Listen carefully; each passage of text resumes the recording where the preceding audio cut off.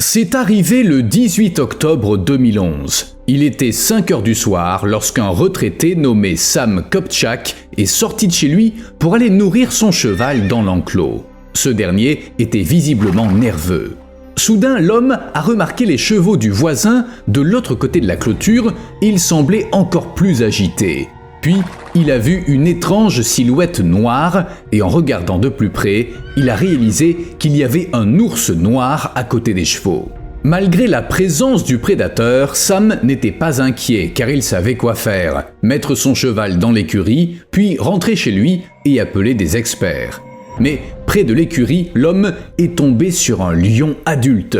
Le 18 octobre est entré dans l'histoire comme le jour où chaque habitant de la petite ville de Zanesville dans l'Ohio a craint pour sa vie. Des lions, des tigres, des ours, des loups et des pumas erraient à quelques pas des maisons. Voici l'histoire du massacre de Zanesville. Je fais du café et je vous dis tout.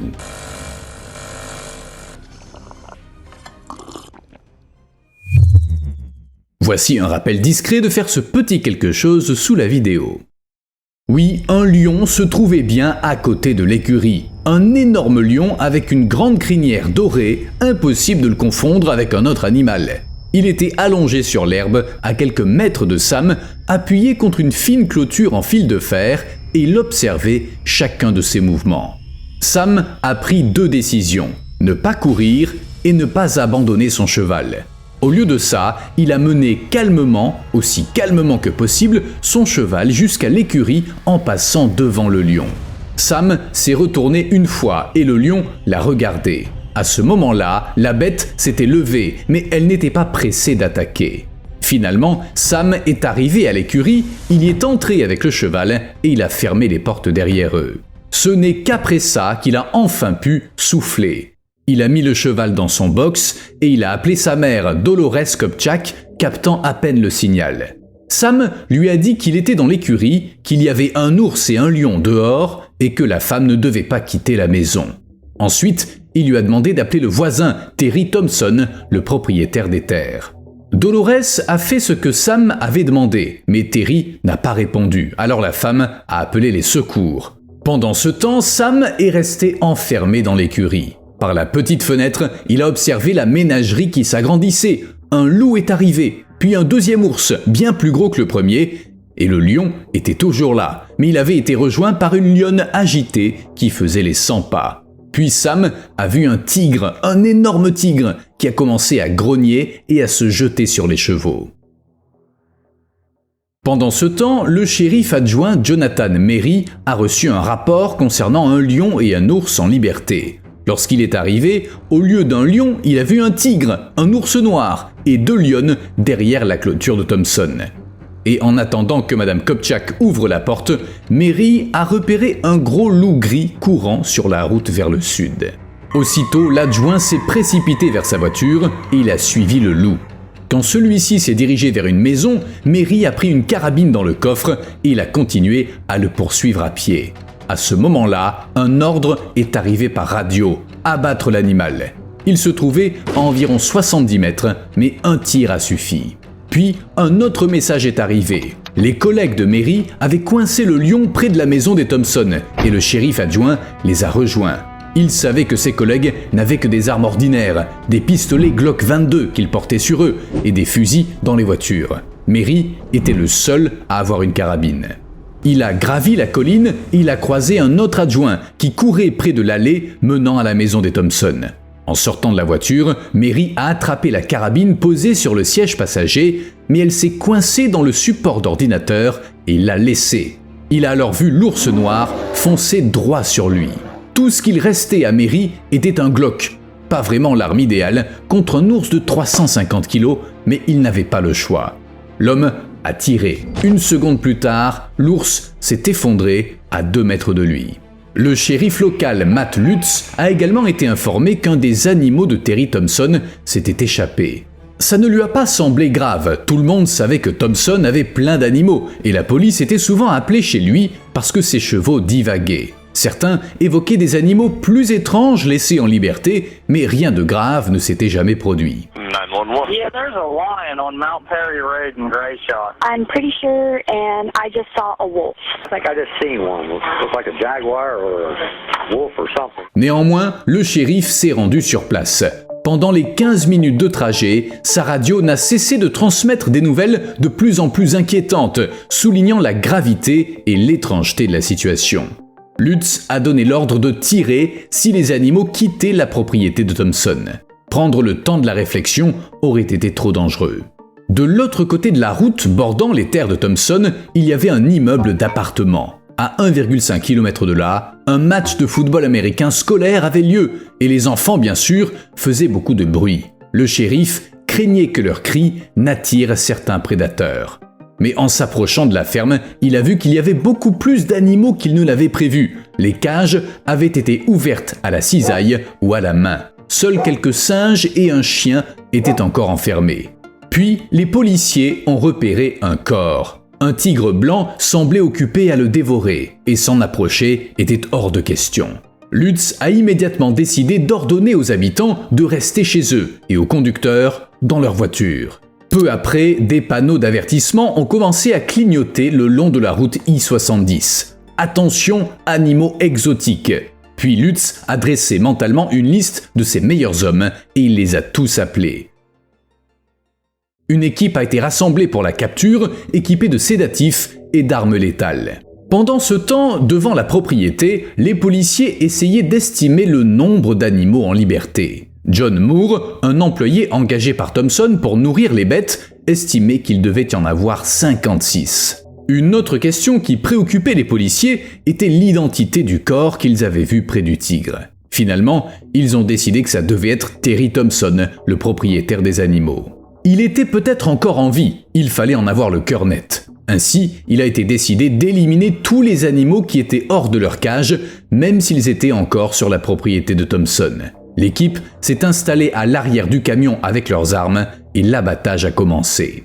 À un moment donné, ils sont arrivés près de l'endroit où se trouvait le tigre blanc et le corps non identifié. Il était clair que qui que soit cet homme, il était déjà mort. Mais c'est tout ce qu'ils ont pu découvrir, car le groupe a dû se rendre vers le bord sud de la zone où plusieurs grands félins avaient été repérés, prêts à franchir la clôture. L'équipe a admis avoir abattu à regret les animaux échappés, car ces prédateurs n'avaient jamais demandé à être amenés là. Au bout d'un moment, les 4 tireurs à court de munitions en ont demandé de nouvelles, puis ils sont retournés là où se trouvait le corps. Le tigre blanc était parti, mais il n'était pas impliqué dans la mort de l'homme. Elle était de son propre fait. Près du corps, il y avait des morceaux de poulet crus éparpillés, comme si l'homme avait voulu que les animaux le mangent après sa mort. Cependant, l'abattage a continué. Les prédateurs se déplaçaient, et ils étaient très agressifs. Parfois, ils s'approchaient si près qu'il fallait presque les affronter au corps à corps. Un tigre, pour info, pèse environ 200 kilos. Imaginez à quel point ça a dû être stressant pour les policiers. Même s'ils travaillaient en équipe, il y avait des animaux courant dans tous les sens, et tout ça dans l'obscurité. Dans tout ce chaos, un lion en fuite a tué un singe, et les ours et les lions ont attaqué les chevaux. L'abattage a duré toute la soirée. Chaque rencontre avec un animal, le genre d'événement qui reste normalement gravé dans la mémoire, était oublié dès la rencontre suivante. C'est un miracle que personne n'ait été blessé, notamment Sam Kopchak, que tout le monde avait oublié, mais il a réussi à rentrer chez lui sain et sauf. Compte tenu de la situation, les choses auraient pu mal finir. On parle quand même de 50 animaux, dont de grands prédateurs agressifs, lâchés en fin de journée. L'histoire se termine mal. À côté de la maison, à distance des médias, les officiers ont aligné les animaux morts, triés par espèce, pour faciliter le comptage. C'est là qu'une célèbre photo déchirante montrant tous les corps à la lumière du petit matin a été prise et son auteur reste inconnu. Cette photo est devenue virale dans le monde entier, mais à cause des règles de YouTube, on ne peut pas vous la montrer. Si ça vous intéresse, sachez qu'elle est facile à trouver sur Google, mais la scène est choquante. Même en sachant que dans une telle situation, il n'y avait pas d'autre choix. Enfin, une question se pose quand même. Pourquoi tuer tous ces animaux ? On ne pouvait pas simplement utiliser des sédatifs pour les mettre en lieu sûr ? Le problème, c'est qu'au moment où l'équipe du zoo de Columbus est arrivée, il faisait déjà nuit. On leur a dit que tenter d'endormir les animaux n'était pas sûr, car beaucoup d'entre eux erraient dans la zone et d'autres s'enfuyaient dans toutes les directions. La logique était simple. Quand une dose de sédatif est administrée, il faut environ 10 minutes pour qu'elle fasse effet.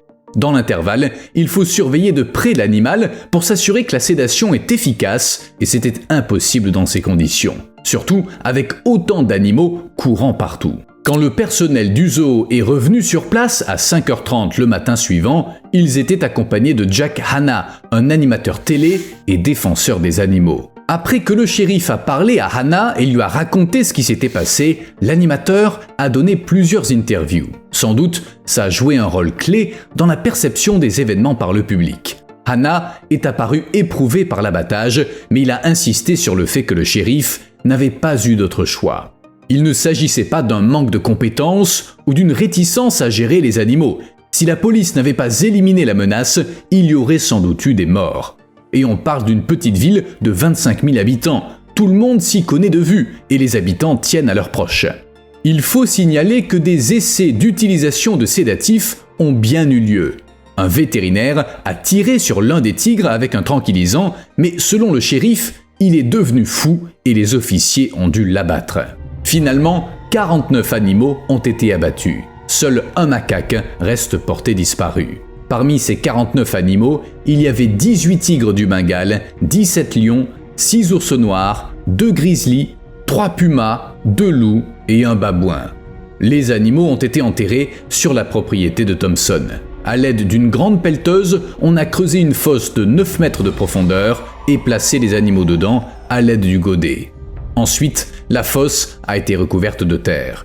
La seule inquiétude était le macaque manquant, car l'animal pouvait être porteur du virus de l'herpès B. L'herpès B n'est pas dangereux pour les singes, mais il l'est pour les humains.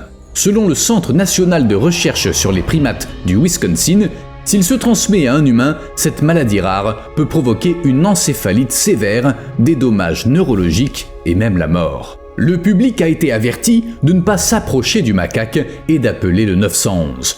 Mais l'animal n'a jamais été retrouvé et en conclusion, on a supposé qu'il avait été dévoré par l'un des félins. Quant aux causes de ce terrible massacre, tout a commencé avec Terry Thompson. Il possédait autrefois 2 concessions Harley-Davidson et un magasin de bière et de vin au moment de sa mort. L'argent qu'il gagnait était investi dans l'achat d'animaux sauvages pour sa collection. À force, elle est devenue énorme. Et pour nourrir tous ces prédateurs exotiques, Thompson mobilisait toutes ses ressources.